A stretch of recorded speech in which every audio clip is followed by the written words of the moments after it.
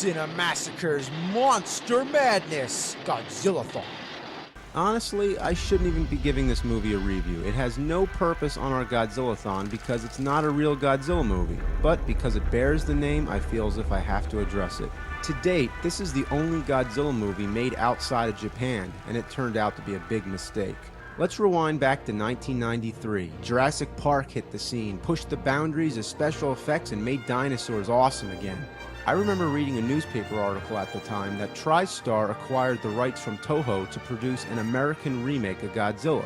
I almost shit my pants. It was a dream come true. I wanted to see Godzilla's awesome force of destruction on the big screen, and maybe then people would take the King of the Monsters a little more seriously. Whenever I would tell people that I was into Godzilla, people would laugh at me. Guy in a rubber suit, bad dubbing, yeah, you know. I can understand why the mainstream moviegoers don't like foreign films. When it's dubbed, it's hard to take it seriously, but when it's subtitled, you have to read your way through the movie. Yeah, if I want to read, I'll get a friggin' book. Depends on the movie, but for something like this, I usually prefer dubbing because I'm lazy and I just want to watch a movie. Watch it, not read it.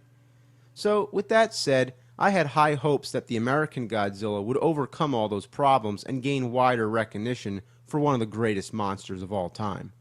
But through countless delays, I had to wait 5 years for this movie to see the light of day in 1998. But I got my fix with the Jurassic Park sequel, The Lost World. It was an average sequel, but the highlight was the final scene where the T-Rex goes on a rampage through the city. There's even a moment when Japanese tourists are running away saying, "I left Japan to get away from this." It was a great little tribute, but had I known that this was more honorable to Godzilla than the shit that we were going to see next. Finally, trailers started popping up which would show Godzilla's foot. This was our first sign that something was wrong. The foot looked like a T-Rex. Didn't we see that already? Isn't this supposed to be Godzilla? Then the marketing campaign picked up. You couldn't look anywhere without seeing advertisements, like a bus would drive by with a sign that says, "His foot is bigger than this bus." And there was the slogan, "Size does matter." There was even a music video by Puff Daddy and Jimmy Page, one of the most shocking musical collaborations ever. So all the hype definitely amplified the disappointment, but let's start talking about the movie. It stars Matthew Broderick as a scientist. The plot is nothing more than you'd expect, just a lot of shitty dialogue. But the main focus of what I want to talk about is Godzilla.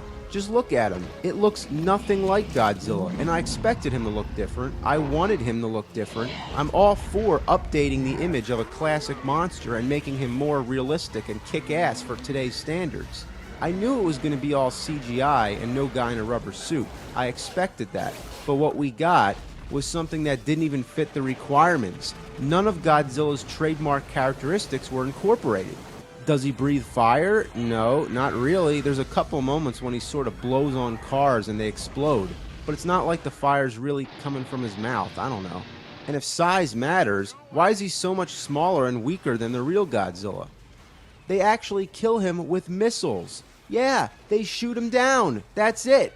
Did they ever even see a Godzilla movie? The army is not supposed to kill him. The only thing that stands a chance against Godzilla is another giant monster. And that was another disappointment, that there's no rival for Godzilla to fight.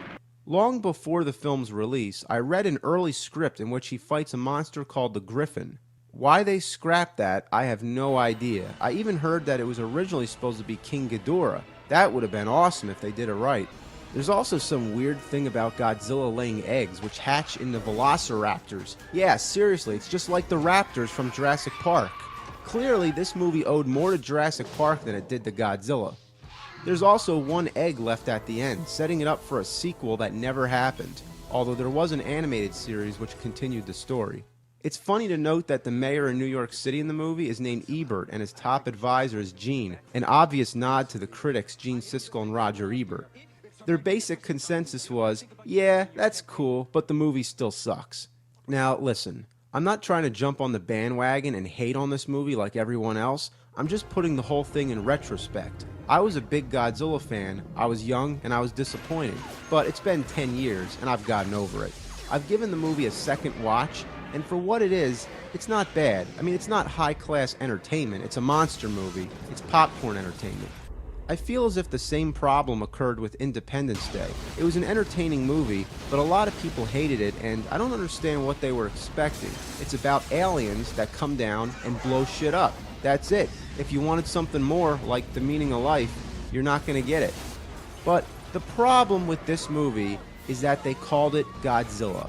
It was a chance to introduce the monster to Western audiences, but instead they made something completely different that might as well have been a remake of The Beast from 20,000 Fathoms. It followed the basic idea of a giant reptilian creature, but it could have been almost anything. The name Godzilla was slapped on it just for marquee value. They were interested in the name and not the actual character. Two simple things. He breathes fire and he's indestructible. Some people have said, well, that was too unrealistic and they were trying to make a more serious approach with this one. But that's horse shit. That's like trying to make Spider-Man realistic and not allowing him to shoot web.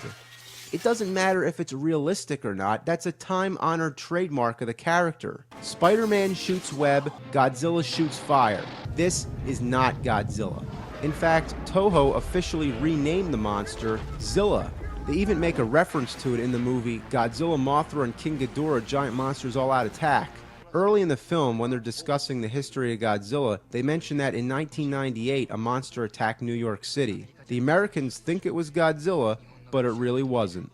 And later, in Godzilla Final Wars, there's a brief cameo where Zilla fights Godzilla and basically gets annihilated with one single blast of his nuclear breath. Too bad Zilla didn't have nuclear breath. Bottom line, Godzilla 1998 should officially be renamed Zilla. It's not worthy of God, it's just Zilla. And even that sounds too much like it.